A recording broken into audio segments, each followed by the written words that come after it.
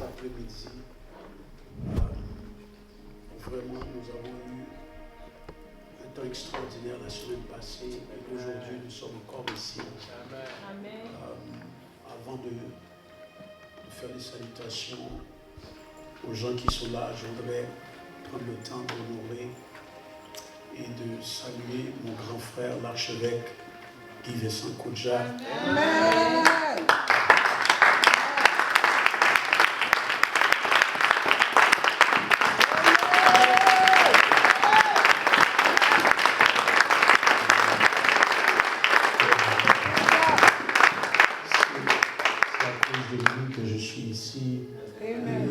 Je bénis le Seigneur pour sa vie. Je vous ai expliqué la semaine passée que c'est pas un collègue, c'est un grand frère pour moi. Et de manière plus précise, c'est la famille. Amen. Et je veux que Dieu continue à le bénir richement. Amen. Que Dieu te donne longue vie, grand frère. Amen. La santé pour que cette mission extraordinaire que le Saint-Esprit t'a donnée à accomplir, que tu sois en mesure de l'accomplir complètement. Amen. Donc, salutations à toi. Amen.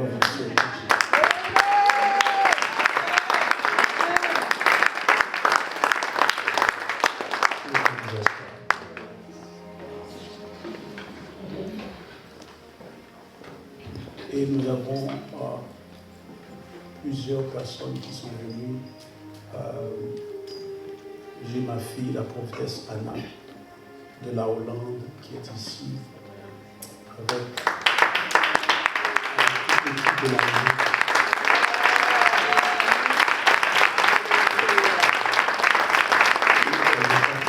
J'ai mon fils de l'évêque, Jerry Jensen.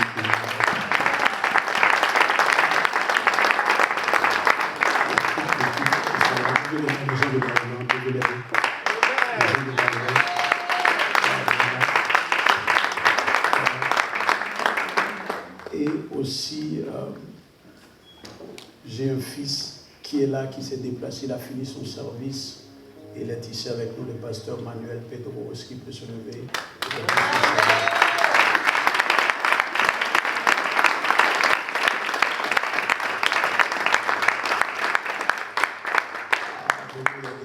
S'il vous plaît, vous asseoir. J'ai aussi ma fille du Gabon que je vais rencontrer pour la première fois. Oh, Amen.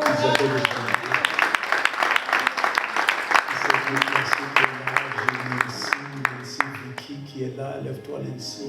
J'ai la famille de Messa qui est là.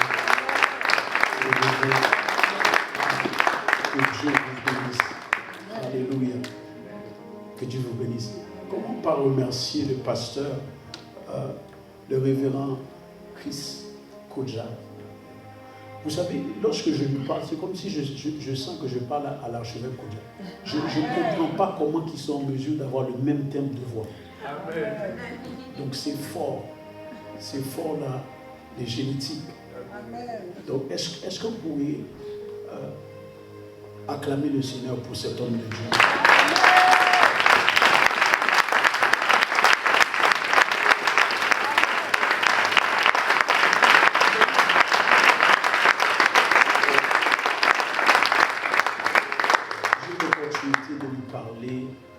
Faire du temps avec lui.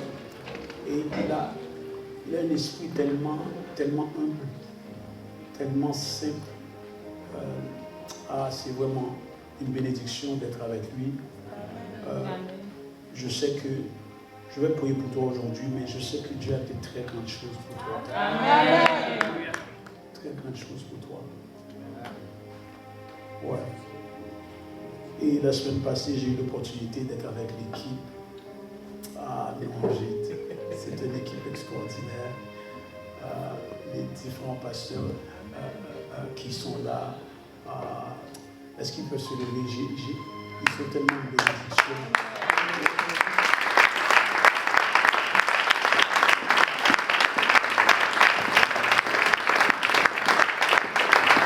Tout à l'heure, je vais prier pour eux aussi. Parce que je crois crois que Dieu s'apprête à faire quelque chose d'extraordinaire dans ce ministère. Amen. Merci.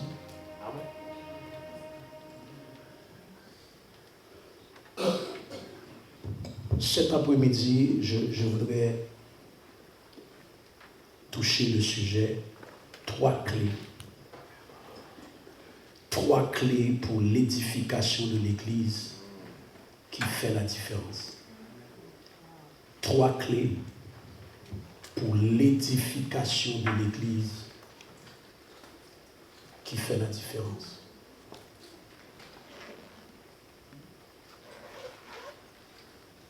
Et nous allons nous lever et lire Matthieu 16, 18.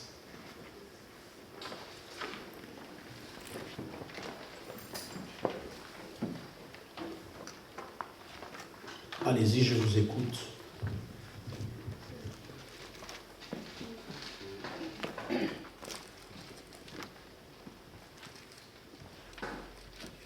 Matthieu 16, verset 18. Parole du Seigneur. Matthieu 16, à partir du verset 18. Et moi, je te dis que tu es Pierre, et que sur cette pierre, je bâtirai mon église, et que les portes du séjour des morts ne prévaudront point contre elle. Alléluia. Merci. S'il vous plaît, vous asseoir.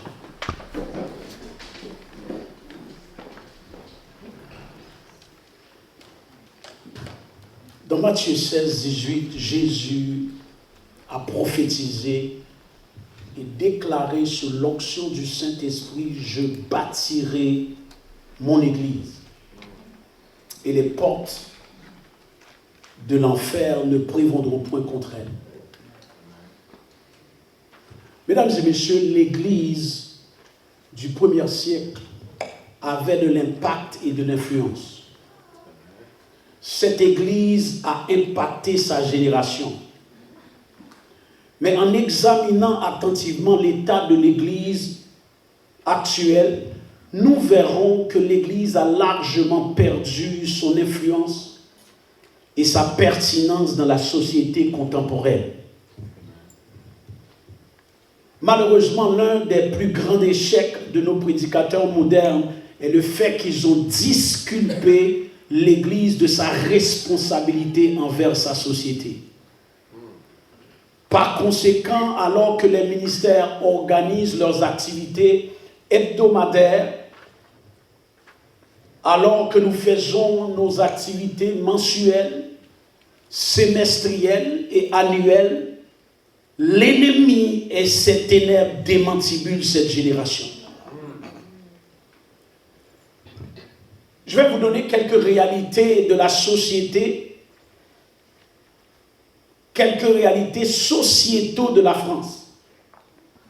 91% des Français estiment que leur pays va dans la mauvaise direction. La France est la 7e puissance économique mondiale, mais elle a un taux de pauvreté de 15,4%. 9,8 millions de personnes en France vivent sous le seuil de la pauvreté. La France a des problèmes d'inégalité sociale. Les droits des enfants, les droits des femmes, les droits des handicapés sont minés. Donc il y a la discrimination et de l'intolérance. La société française est fortement individualiste. Ça veut dire que tout le monde s'en fout plus ou moins de tout le monde sauf de eux-mêmes. Vous êtes avec moi? Amen. Donc la société est fortement individualiste. On a des problèmes ici au niveau de l'abus policier et de l'abus de la loi. Beaucoup de difficultés avec l'ordre dans la France. Et écoutez-moi, pendant que nous faisons nos activités, le diable nous dit continuez à voir vos services et moi je vais continuer à déstabiliser tous les secteurs de la société. Ma question pour toi, qu'est-ce que tu fais pour amener une révolution dans la nation? C'est le temps de ramener la pertinence de l'Église pour faire la différence dans sa société. Et donc, aujourd'hui, je voudrais donc toucher 3 clés pour l'édification d'une Église qui fait la différence. La première clé pour élever une Église qui fait la différence, c'est le retour au plan originel de l'Église. Le retour au plan originel de l'Église. Écoutez-moi, le Seigneur va prophétiser dans Matthieu 16, 18, « Je bâtirai mon Église ». Je veux que vous soyez très attentifs ici. Lorsque Jésus a dit « Je bâtirai mon Église », le mot « Église » existait déjà dans son temps. Le mot « Église » existait dans le temps de Jésus. Et le mot « Église » représentait une assemblée de citoyens grecs qui légiféraient et qui gouvernaient une ville et une région. Et lorsque le Seigneur a vu ça, il va déclarer « Je vais bâtir mon Église ». Vous êtes très silencieux. Je bâtirai mon Église, mon ecclésia, mon assemblée, mon peuple qui légiférera et gouvernera avec les principes de mon royaume dans les villes et dans les régions. Donc, première remarque, lorsque Jésus a prophétisé la venue de l'Église, il n'a jamais eu notion d'un bâtiment. L'Église n'a jamais été appelée à être un édifice, mais un peuple. C'est pour ça qu'il dit dans 1 Pierre 2, verset 5, vous aussi, en tant que pierre vivante, vous êtes en train d'être édifiés pour former une maison spirituelle. Une maison spirituelle et non une maison physique. Donc ce n'est pas aussi important pour toi de marcher en disant « I love my church ». J'aime mon église qui est un bâtiment, mais lorsque Jésus, lui, l'a prononcé, le mot église, il parlait d'un peuple. Il n'a jamais vu un édifice. Vous êtes avec moi. Amen.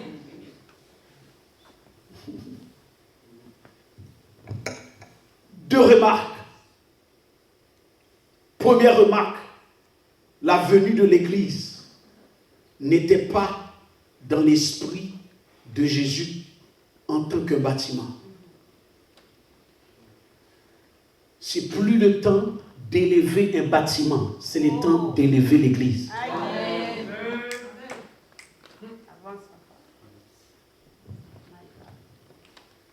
Je bâtirai mon ecclésia. Et pendant des années, nous avons mis l'emphase sur des murs. Nous avons mis l'emphase sur des chaises. Nous avons mis l'emphase sur le matériel au lieu de mettre l'emphase sur le peuple. Amen. Au lieu de mettre l'emphase sur les gens. Amen. C'est le temps de l'édification d'un peuple de Dieu identifié, formé, mandaté et être en mesure d'être envoyé pour radicalement avancer le royaume de Dieu dans tous les secteurs de la société. Or, je pense que si tu acclames, acclame pas en saisant semblant, acclame réellement. C'est le temps de l'édification d'un peuple puissant. C'est le temps de l'édification d'un peuple notoire. Un peuple qui va faire la différence.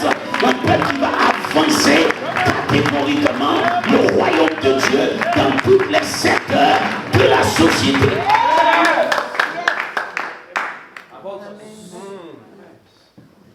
Il ne parlait pas d'un bâtiment. Deuxième remarque, lorsque Jésus a dit « Je bâtirai mon église », je bâtirai mon église. L'église n'a pas été appelée à être une religion, mais une assemblée de législation et de gouvernance. Une église qui a le pouvoir de légiférer et de gouverner sur les villes et les régions.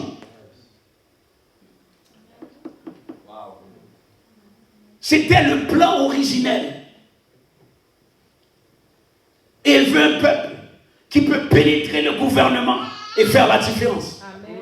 Elle veut un peuple qui peut pénétrer l'éducation et l'amener une transformation. Amen. Elle veut un peuple qui peut pénétrer le secteur social et amener une transformation.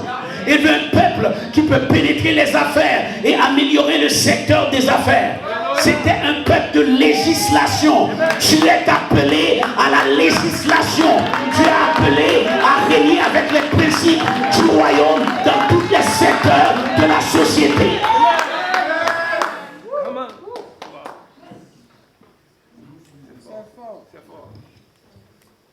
On était appelé à légiférer les principes du royaume.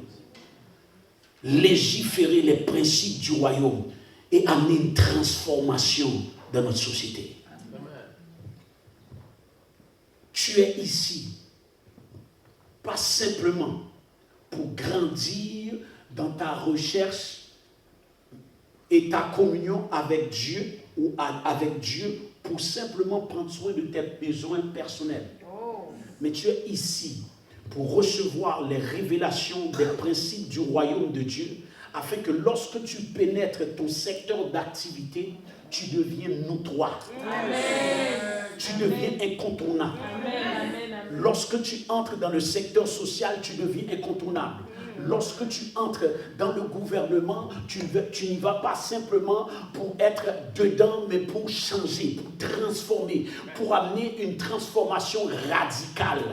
Lorsque tu entres dans l'éducation, tu vas être capable de faire ressortir différentes stratégies pour augmenter et optimiser la dimension de l'éducation d'une nation. Ce n'est pas suffisant pour toi de venir dans une assemblée et prier pour ta nourriture, pour prier pour avoir un mari, pour prier pour avoir des enfants, pour prier pour avoir l'argent. Est-ce qu'il y a quelqu'un qui est là avec moi? Tu dois aller plus loin que ça. Tu dois vouloir plus que ça. Vous êtes avec moi? Dieu t'a créé avec une destinée. Il y a des choses que Dieu a créées d'avance afin que tu sois en mesure de pénétrer dedans. My God, est-ce qu'il y a quelqu'un qui est avec moi? Ce n'est plus suffisant de juste venir dans la religion. Ce n'est pas suffisant de juste venir écouter un chant de louange, 300 vites, 2 chants lents, une prédication, 3 points, faire l'offrande et aller à la maison. C'est le temps pour toi de venir recevoir un download afin de pénétrer ton secteur d'activité et radicalement amener une transformation dans la nation.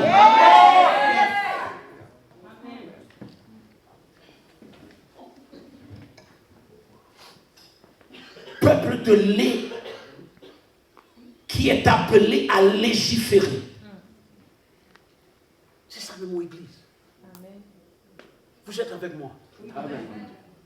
C'est le mot église. C'est le mot église. Donc à partir d'aujourd'hui, je prie que tu vas un petit peu plus loin. Amen. Que de voir un bâtiment. Commence à te voir comme Christ t'a vu lorsqu'il a dit « Je bâtirai mon église ». Il parlait de toi. Amen. Il parlait de toi. Amen. Il parlait de toi. Amen. C'est de vous qu'il parlait. Amen. Et donc on a perdu la pertinence parce qu'au lieu de mettre du temps sur l'église, on met du temps sur les à côté. L'église est amenée à transformer le gouvernement avec les principes du royaume.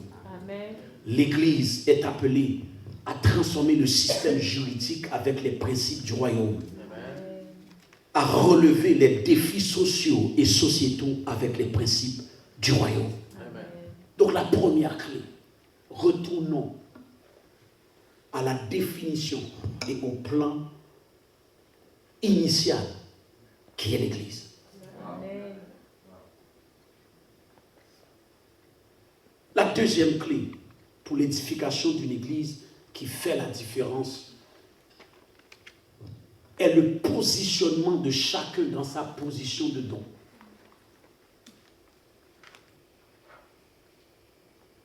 Peuple de Dieu, Le temps est arrivé pour remettre de l'ordre dans le désordre dans l'Église. Pour ramener la pertinence de l'Église dans sa société, chaque saint doit être dans sa position de don. Chacun d'entre vous, vous avez des dons. Vous avez des capacités qui vous singularisent. Et si nous allons faire la différence dans cette génération, chaque personne doit être positionnée. Remarquez que la Bible dit dans Proverbe 18, verset 16, les dons d'un homme lui élargissent les voies et lui donnent accès auprès des grands. Dans cette saison, tu n'as pas besoin de plus de prières pour cartonner, mais tu as besoin d'être positionné. Amen. Positionné dans ton secteur de grandeur. Normalement, chacun d'entre vous, vous devez être à la recherche de savoir, Seigneur, quelle est la position? Quelle est mon identité? Je ne suis pas sur cette planète juste pour être sur cette planète. Mais j'ai des grâces et j'ai des capacités qui sont uniques. Amen. Et tout aussi longtemps que tu n'es pas encore dans cette place que Dieu t'a créée, il y a une dimension de percée que tu n'auras jamais. Au lieu de prier pour la promotion, prie pour le positionnement. Amen. Prie pour savoir, Seigneur, exactement où que je dois être. Quelle est ma position? Et ça, c'est un problème parce qu'il y a trop de désordre dans le corps de Christ. La majorité des gens veulent être apôtres, prophètes, évangélistes, pasteurs, docteurs.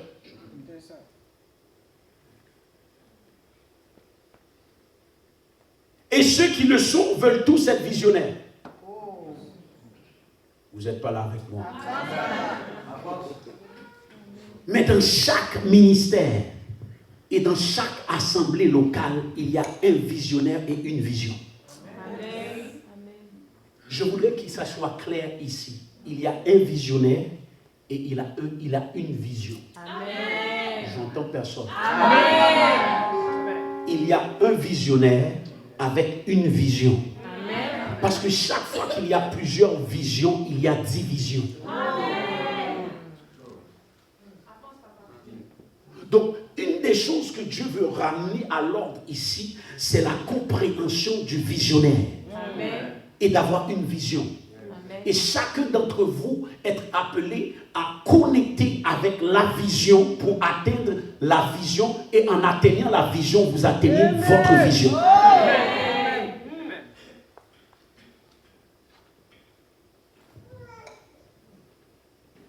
Un visionnaire, une vision, je ne vous entends pas. Amen. Amen. Un visionnaire, répétez après moi. Un visionnaire, une vision. Encore. Un visionnaire, une vision. Donc ici, on ne vient pas pour l'aider. Aïe, aïe, aïe. Aïe. Vous êtes tellement silencieux. J'ai dit ici, on ne vient pas pour l'aider. Amen. On vient pour se soumettre à la vision pour que vous soyez en mesure d'atteindre votre destinée. Amen. C'est deux choses différentes. Amen. Lorsque le ministère a des aides, il y a division. Vous comprenez ça? Donc ici, il y a trop de collègues. Il faut avoir un visionnaire et une vision. Et l'archevêque l'a mis ici pour avancer une vision. Amen. Pour avancer une vision. Amen. Et donc dans cette maison, il y a un visionnaire et une vision. Amen. Et chacun d'entre vous, vous êtes appelé à être positionné dans votre secteur d'activité. Yes. Dans votre secteur de grâce. Amen. Sous l'autorité du visionnaire que Dieu a mis ici. Amen. Par l'entremise de l'archevêque Kodja. Amen.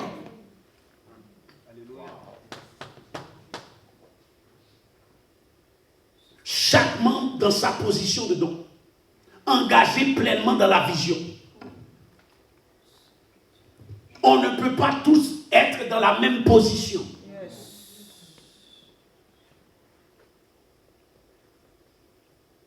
malgré le fait que dans l'église de Jérusalem, il y avait 12 apôtres, mais l'apôtre Pierre était premier.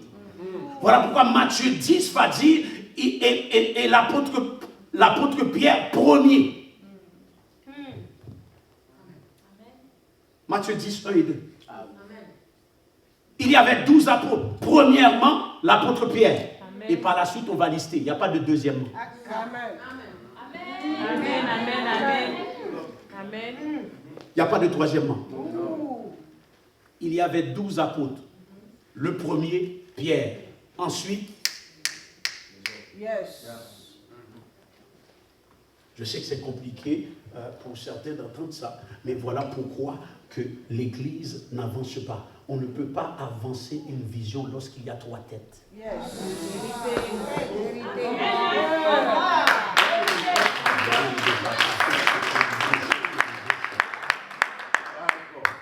Il faut une tête. C'est pour ça que Dieu établit toujours un leader. Amen. C'est pour ça que la Bible va dire dans Apocalypse 2, verset 1, il parla à l'ange de l'église d'Éphèse. Il dit à l'apôtre Jean, parle à l'ange de l'église d'Éphèse. Maintenant, pour que tu comprennes ce verset, tu dois retourner dans Acte 20, verset 17, lorsque l'apôtre Paul va attirer les anciens de l'église d'Éphèse. Malgré le fait qu'il avait plusieurs anciens, mais lorsque Dieu va parler à l'église, il va parler à l'ange. Donc, plusieurs anciens, mais un visionnaire. Amen. Amen. Amen. Amen. Amen. Il y avait plusieurs anciens dans l'église d'Éphèse. Mais lorsque Dieu va parler sur la situation de cette église, il a parlé à l'ange de cette assemblée. Vous êtes là. À partir d'aujourd'hui, que l'ordre revienne ici. Amen. Ici, il y a un visionnaire. S'il y a un problème, c'est un visionnaire. S'il y a une direction, c'est un visionnaire. S'il y a des décisions à prendre, c'est un visionnaire. Amen. Amen. Je m'attendais que tout le monde dise Amen.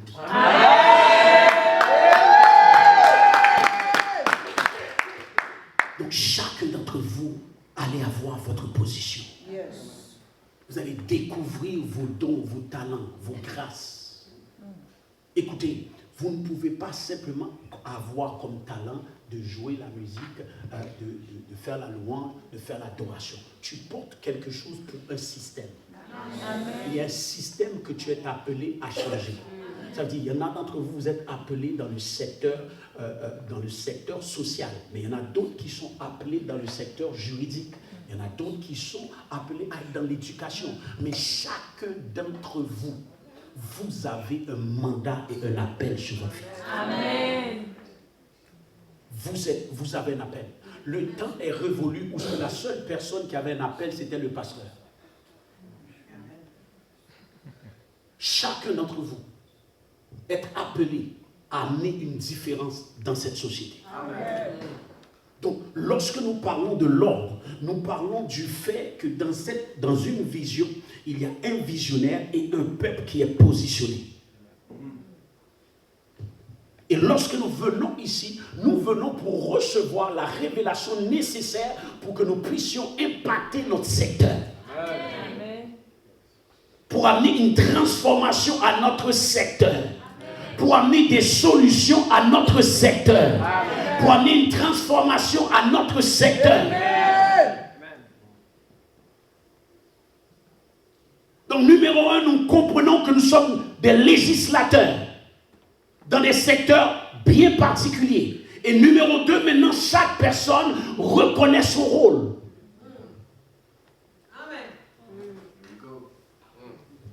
Chaque personne reconnaît sa place. Il n'y a rien de plus terrible d'être dans un lieu.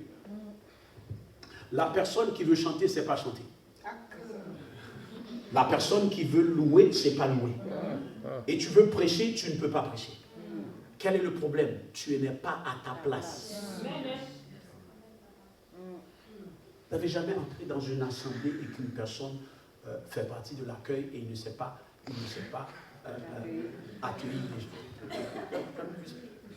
Que tu sens dès à la porte, tu perds ta joie. Parce que tu ne sais pas placer les gens. Ce n'est pas ta grâce. Please. Change de place. Amen. Tu ne sais pas placer les gens. Tu es en charge, tu es en charge du secteur de l'agapé. Tu ne sais pas faire la nourriture. Tu fais partie de l'équipe qui filme. Tu ne sais pas filmer. On te met pour faire hôte. Tu ne sais pas faire le hôte. Comment voulez-vous que l'onction fonctionne si que les gens sont mal placés?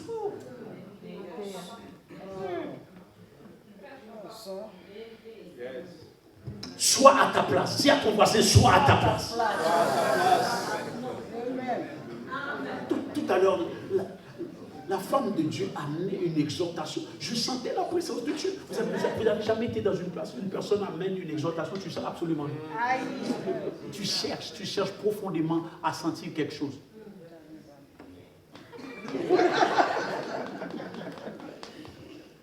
Tu sens rien. Parce que la personne n'est pas à sa place. Dis à ton voisin, sois à ta place. Sois à ta place. Vous savez combien de ministères aujourd'hui qui sont en France que Dieu n'a pas mandaté? Vous savez combien de gens qui sentent le besoin de devenir visionnaire? Tu n'es pas visionnaire. Tu n'as pas la grâce. Ce n'est pas parce que tu as l'onction que tu dois être en charge de quelque chose. Lorsque tu es visionnaire, il n'y a pas plusieurs Moïse. Il n'y a pas plusieurs apôtres Pierre.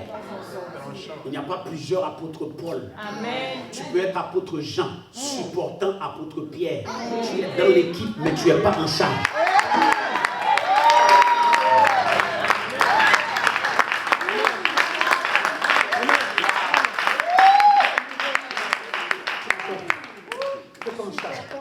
Tu n'es pas décisionnel.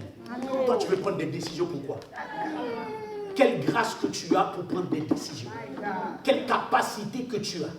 Quelle sagesse que tu as? Non.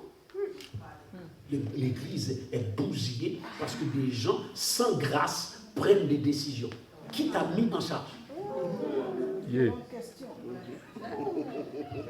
Après, on se demande, mais pourquoi l'onction n'est pas libérée? L'onction ne peut pas être libérée dans le désordre.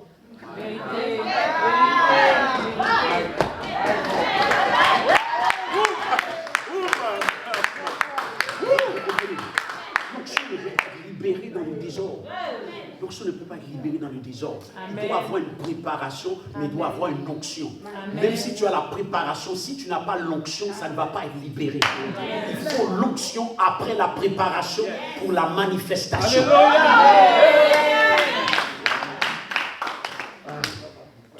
Donc ça c'est un problème. Si nous allons faire la différence dans cette génération, nous devons être dans notre position de don. Vous voyez, le Proverbe 18:16 va nous dire que les dons d'un homme lui élargissent les voies. Ça veut dire que c'est tes dons qui t'amènent dans une dimension où ce que les portes s'ouvrent pour toi. Si qu'il y a des portes qui ne s'ouvrent pas, pose-toi la question, est-ce que je suis dans ma place? Parce que lorsque tu es dans ta place, tu n'auras pas à pousser et à forcer pour que les portes s'ouvrent. Parce que les dons d'un homme, lui élargissent les voies. Ça veut dire que tes dons sont capables d'ouvrir la porte pour toi. Tes dons sont capables pour débloquer les opportunités pour toi. Si les opportunités n'arrivent pas, pose-toi la question, est-ce que je suis dans ma place? Amen.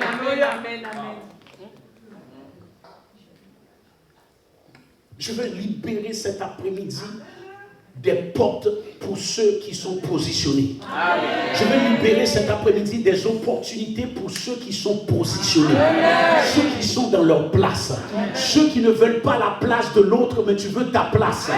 Voyez-vous, lorsque vous connaissez la grâce qui vous habite, vous n'avez plus de combat avec la grâce de l'autre. La raison pour laquelle tu vis dans la jalousie, c'est parce que tu ne sais pas qu'est-ce que tu portes. Le jour où tu commences à savoir ce que tu portes, tu n'auras pas besoin de regarder la porte de l'autre. Tu n'as pas besoin de regarder l'herbe de l'autre, le gazon de l'autre, parce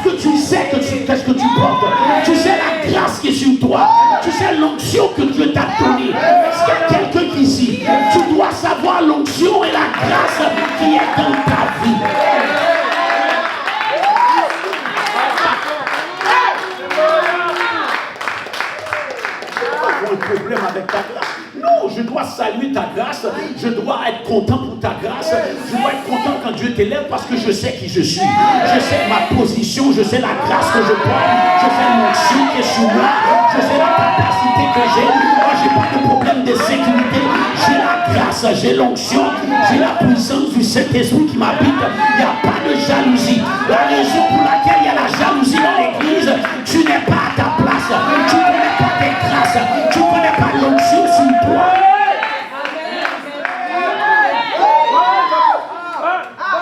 Soigne-nous. Tu ne connais pas. Il n'y a rien de plus compliqué que de fonctionner avec des insécures. Des insécures. L'insécurité très souvent réside dans ton incompréhension de ta place. Parce que tu ne sais pas qui tu es. Moi, je n'ai pas de problème d'écouter des gens de Dieu prêcher. Je sais quand je monte, qu'est-ce qui va se passer. Je connais ma grâce. Je t'écoute et je prends des notes, je reçois. Quand tu sais qu'est-ce que tu portes, tu n'as pas de problème avec la bénédiction et la grâce de l'autre.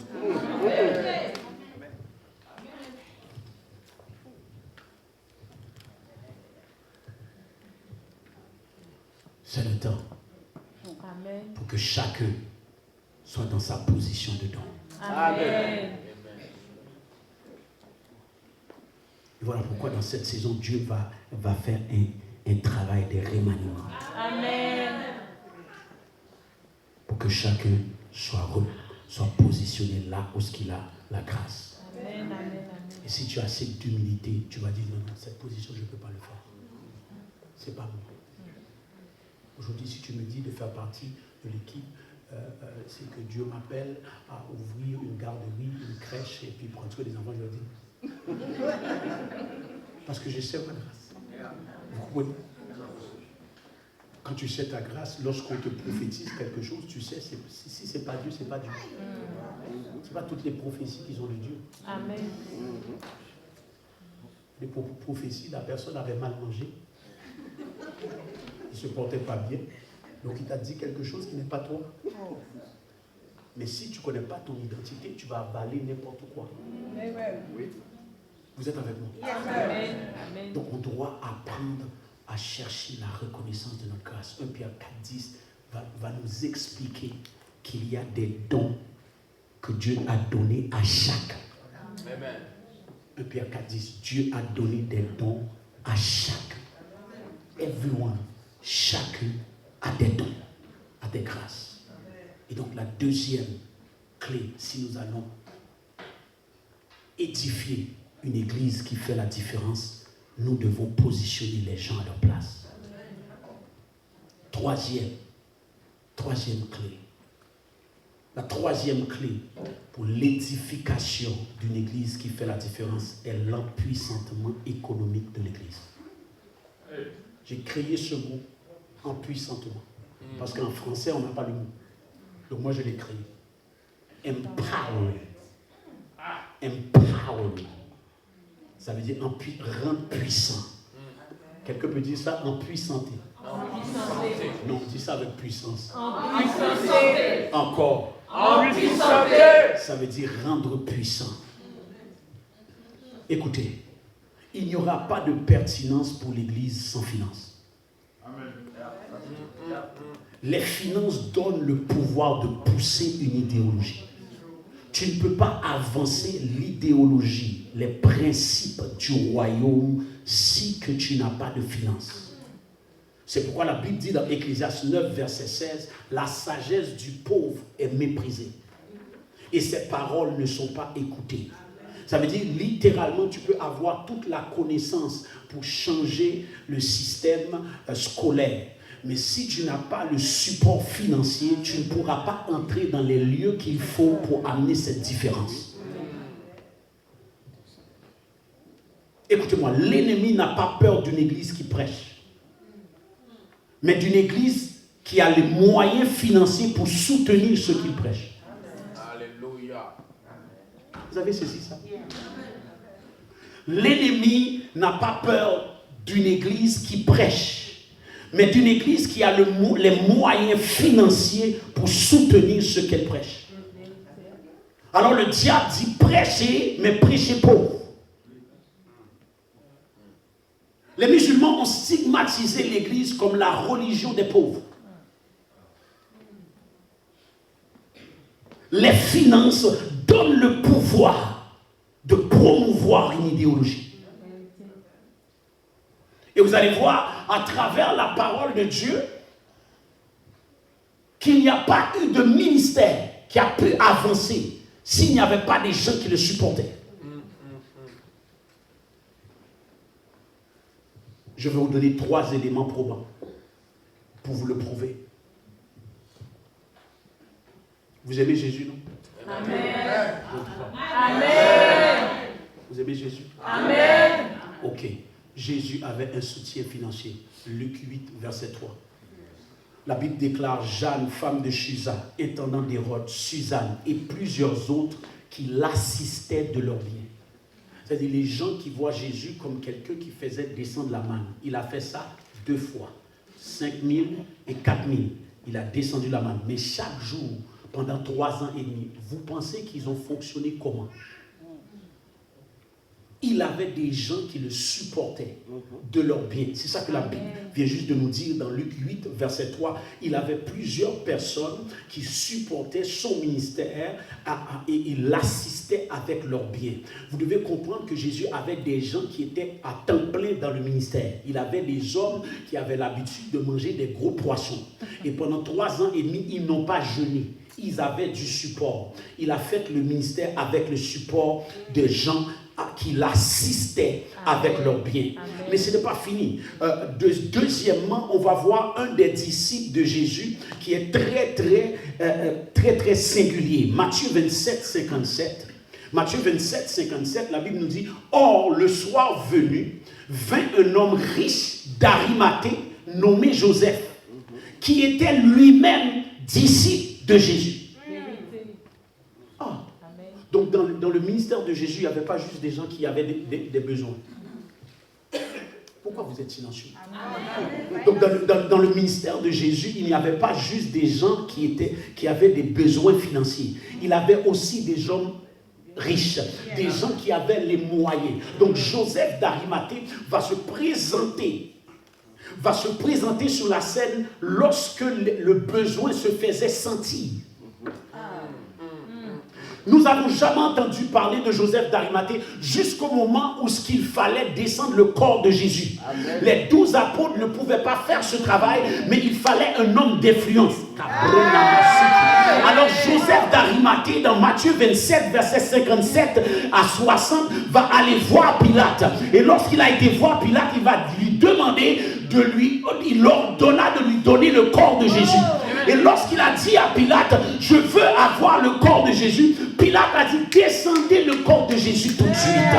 Parce que Joseph, je le connais. C'est un partenaire d'affaires. Nous avons fait des affaires ensemble. Je le connais depuis quelque temps. Il me demande le corps de Jésus. Descendez le corps de Jésus. Voyez-vous, il y a un temps pour prier en langue. Il y a un temps pour libérer l'onction, mais il y a un temps pour payer les factures. Est-ce que vous êtes avec moi? Et pour faire ça, nous avons besoin des gens qui ont des finances.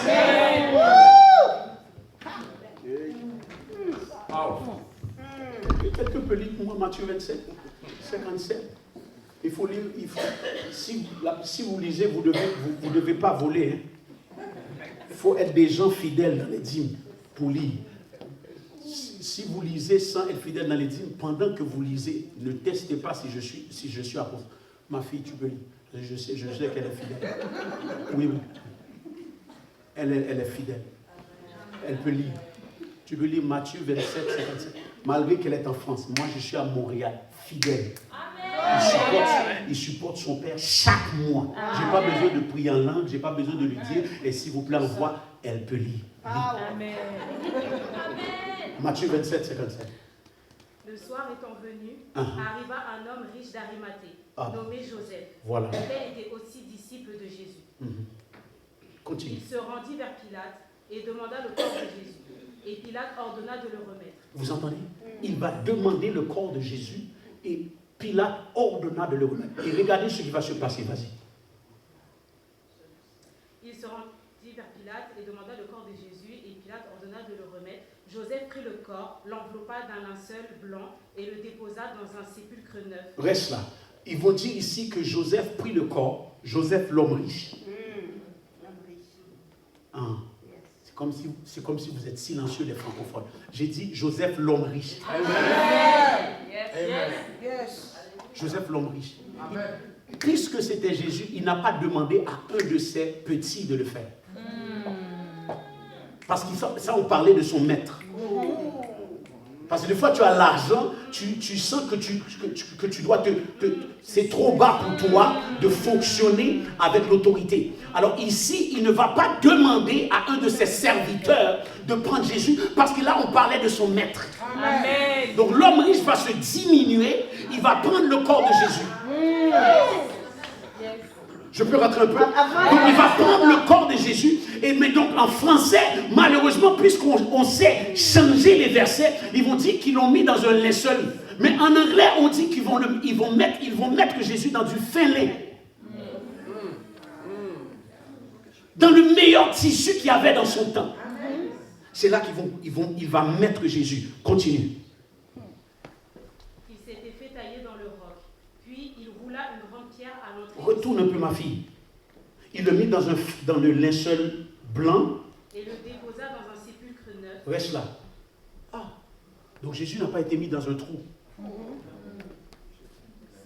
Dans un sépulcre? J'entends pas. C'était dans un sépulcre neuf.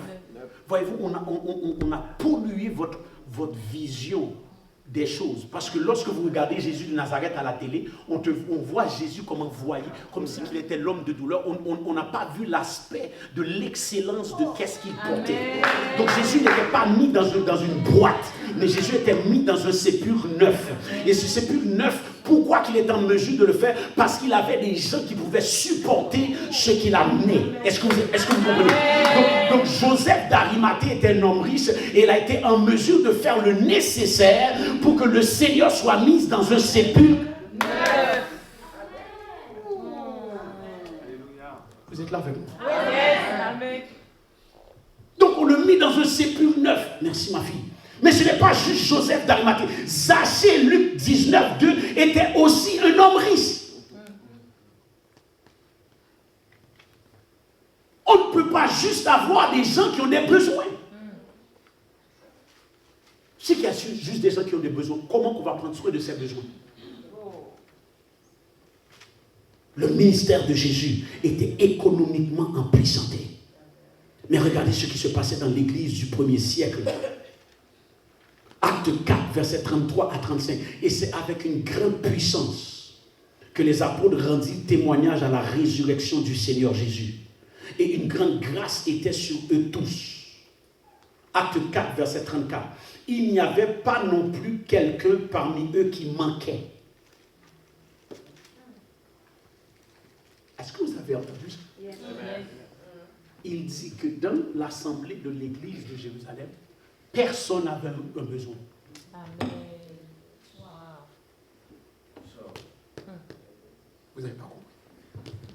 Dans l'église de Jérusalem, il n'y avait personne qui avait un besoin. Tous les besoins étaient pris soin. Quelqu'un avait un besoin, on le prenait soin. Amen. C'est ça que ça dit. Est-ce qu'on lit la même Bible? Amen. Il n'y avait aucun indigent.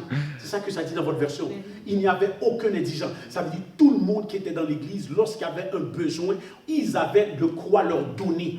Amen. Ce n'est pas normal qu'on a une assemblée et que c'est les gens qui ont un besoin, c'est eux qui font un effort pour donner. On doit élever des gens qui sont en mesure de cartonner dans les affaires pour que celui qui n'a pas, on n'est pas obligé de lui demander, mais de l'aider. On est là. Donc il n'y avait aucun indigent. Et ici, on va expliquer pourquoi qu'il n'avait aucun indigent. Verset 34. Il n'y avait pas non plus aucun indigent. Tous ceux qui possédaient, dites tous ceux. Tous ceux. Encore tous ceux. Tous ceux qui possédaient des champs. Donc littéralement, la Bible nous dit qu'il y avait des gens qui possédaient des champs. Amen. Ils n'étaient pas tous locataires. Ils n'étaient pas locataires, ils étaient propriétaires. Amen. Je sais que j'allais frapper un mur parce que je parle à la francophonie. Les francophones ont un esprit de pauvreté. On va toucher ça tout à l'heure. Mais je sais que je frappe un mur. Je sais que c'est pas normal pour toi d'entendre ça. Ça te fait mal d'entendre ça parce que ce sont les démons qui sont reliés au colonialisme qui t'empêchent de marcher dans la bénédiction, qui t'empêchent de marcher dans la grâce.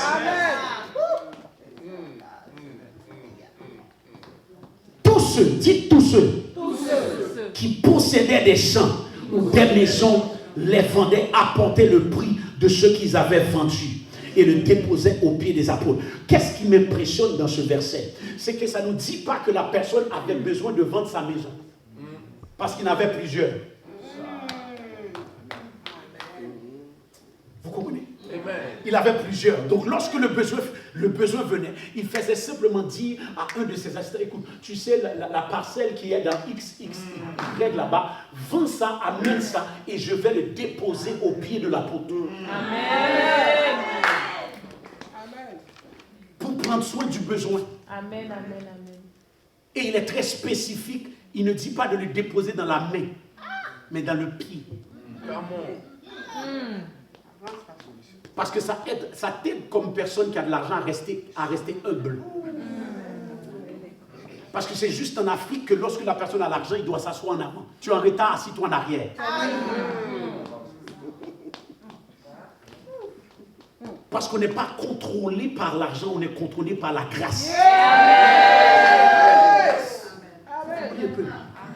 Donc les gens qui avaient des fonds, ils vont savoir qu'il y a un besoin, ils vont prendre les fonds et ils vont le mettre au pied de l'apôtre de manière incognito. Je veux libérer ces gens d'onction.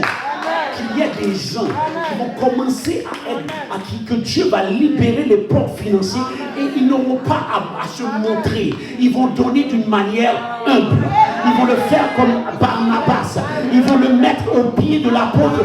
Ils vont attendre que le service est terminé. Ils ne vont pas venir avec une enveloppe pour que tout le monde voit que c'est 50 000 euros. Mais ils ont besoin de simplement le déposer à ses pieds pour que le besoin soit pris soin. Je libère cette onction si c'est de toi que je parle.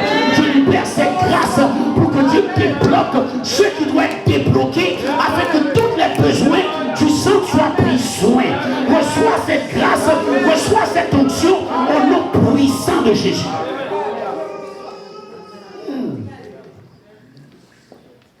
Au pied, ils l'ont déposé au pied des apôtres.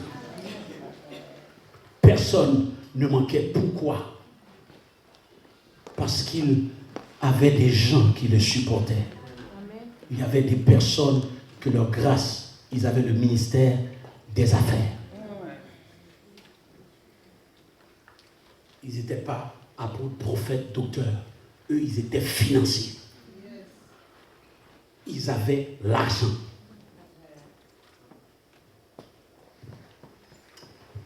J'ai entendu qu'ici, en France, on n'aime pas ça parler de l'argent.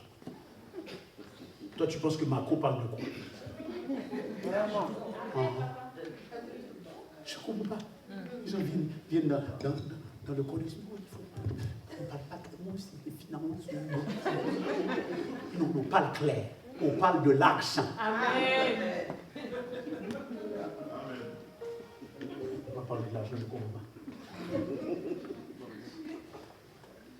Toi, tu penses que la France fonctionne. C'est par hasard qu'ils sont les 7e puissance. 7e puissance. Au niveau mondial. Et tu fais semblant qu'ils ne comprennent pas l'argent. Le diable est menteur. Amen. Et donc, l'Église du premier siècle n'avait pas de manque. 3e pièce probante.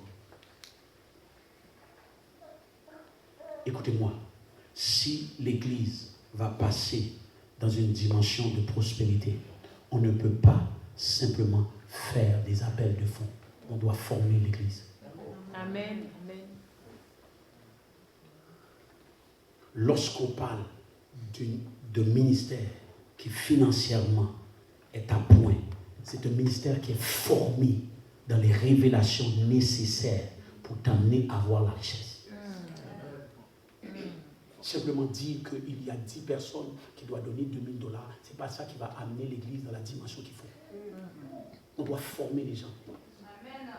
On doit former les gens. Les gens ne sont pas formés.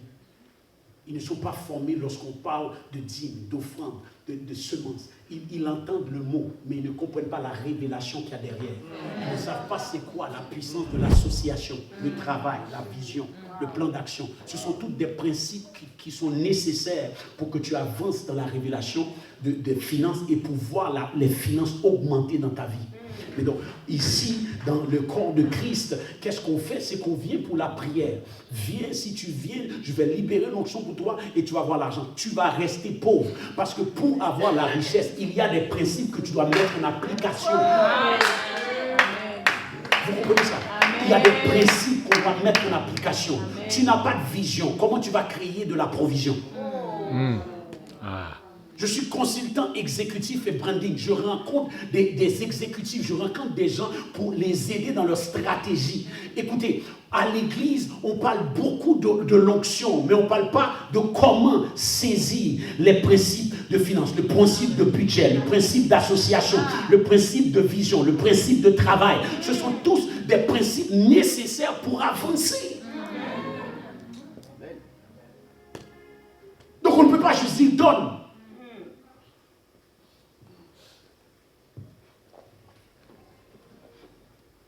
Donc dans cette saison, on doit comprendre, on doit former le peuple pour la puissance économique.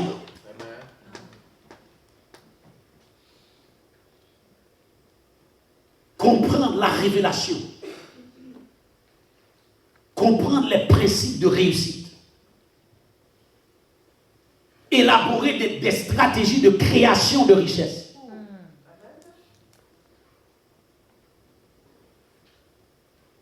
Afin qu'on amène l'Église à voir la prospérité comme un état normal. Vous êtes avec moi? Amen. Dieu veut que tu réussisses, c'est normal. Tu peux dire ça à ton voisin? Dis encore, Dieu veut que tu réussisses. C'est normal. C'est normal. Écoutez-moi, écoutez-moi. Les choses qui sont normales dans le monde sont anormales dans l'Église. Amen. Les choses qui sont normales dans le monde sont anormales dans l'Église.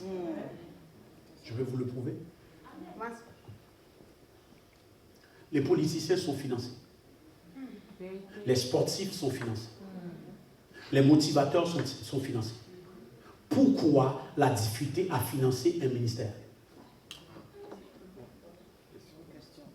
C'est une question qu'on doit se poser. Chaque institution, chaque système est financé. L'éducation est financée. Le secteur social est financé. Le gouvernement est financé. Le secteur légal est financé. Pourquoi c'est compliqué pour nous de comprendre que le système aussi ecclésiastique doit être financé? Ça veut dire ton leader, tu veux qu'il fonctionne comment? C'est une question. Comment il va fonctionner? Ça veut dire tu veux qu'il fasse 60 heures de travail physique et après libérer l'onction sur toi.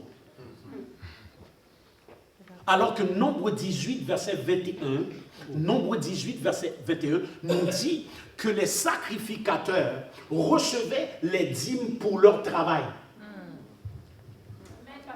Non, vous ne comprenez pas. Quelqu'un va lire ce verset. Quelqu'un va lire ce verset. Ma fille, tu peux lire? Nombre 18, 21. English is fine.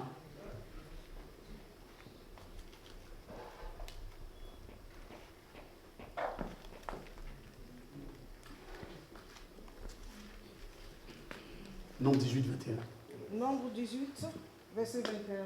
Vas-y. Mais c'est en français. Verset 21. Je donne comme possession aux fils de Lévi toute dîme en Israël. pour le service qu'ils font, le service de la tente d'assignation. Vous avez entendu? Chez vous, vous allez passer ça quand vous voulez. Je donne aux Lévites toutes les dîmes. Pourquoi? Pour le service et le travail qu'ils font dans le temps d'assignation. Donc les dîmes étaient données aux leaders pour le travail qu'ils font, pas pour payer l'électricité.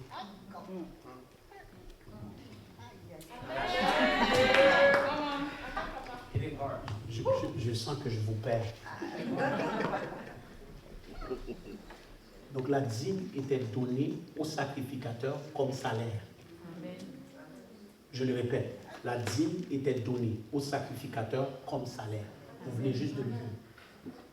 Ça veut dire que c'était donné pour leur service dans le temple. Ça veut dire eux, puisqu'ils n'avaient pas de terre, Dieu ne les avait pas donné de terre parce que leur travail était de prendre soin du peuple et de prendre soin du tabernacle. Donc ils n'avaient pas de terre pour faire les récoltes. Mais tout le peuple qui faisait les récoltes prenait 10% et les amenait pour le travail qu'ils faisaient. Donc chaque fois que toi, tu voles Dieu dans ta dîme, tu l'empêches de manger. Amen. Ça fait mal, hein?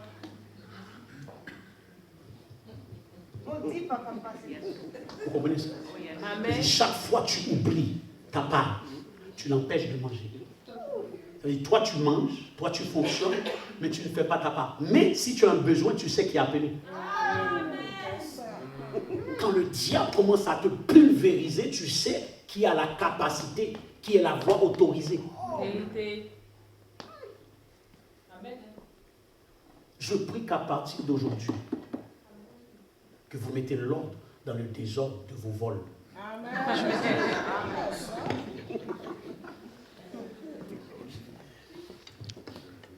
Ouais. Ça veut dire les choses normales. Emmanuel Macron a son salaire. Toutes les ministres ont leur salaire. Mais tu as un problème quand un ministre tue a un salaire. Non, lui, tu veux qu'il fasse ça avec l'amour et l'eau fraîche. C'est ça. Bénévolat. Oui, l'amour et l'eau fraîche. Donc, qu'est-ce qu'on a? On a des serviteurs comme ça qui sont obligés de travailler durement. Et après, il vient te donner le message. Il a dit, prêche, papa, prêche. Prêche, papa. Libère, l'onction, papa. Comme si c'était une machine. Vas-y, prêche. Prêche, papa. Libère ça.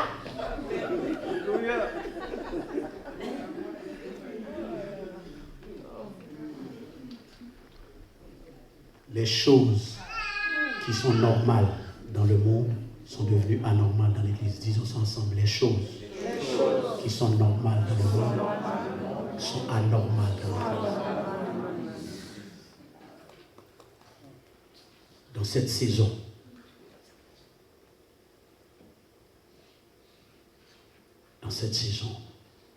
si nous allons être en mesure d'édifier une Église qui fait la différence dans la société, clé numéro 1, nous devons réaliser que l'Église ne sont pas les murs. Amen. L'Église est une assemblée de gens qui sont positionnés pour légiférer et gouverner dans les villes et les régions. Amen. Ça, c'est numéro 1. Numéro 2, pour que cette Église soit efficace, chaque personne doit être positionnée dans son secteur de prédilection. Parce que nous avons tous des dons, mais nos dons sont différents les uns des autres. Amen. Tout le monde ne peut pas être des yeux dans le corps. Amen. Toi, tu peux être les yeux, mais l'autre est les oreilles, l'autre est le coude, les genoux. Mais nous avons chacun notre place pour que nous puissions accéder à la dimension d'excellence et d'atteindre de notre destinée. Ça, c'est 2. Et numéro 3, si nous allons avoir une église capable d'affecter cette génération, nous devons avoir une église financée. Amen. Une église qui est en mesure de prendre soin des besoins nécessaires pour pousser l'idéologie qui est les principes du royaume dans les systèmes de la société. C'est le temps d'élever une église qui ne fait plus la honte. Une église qui est capable de se tenir. Que ce ministère dans cette saison, passe à une autre dimension. Amen. Il va y avoir un remaniement qui va se passer ici. Amen. Préparez-vous pour la transformation. Amen. Préparez-vous pour la transformation. Amen. Levez-vous, je vais prier pour vous.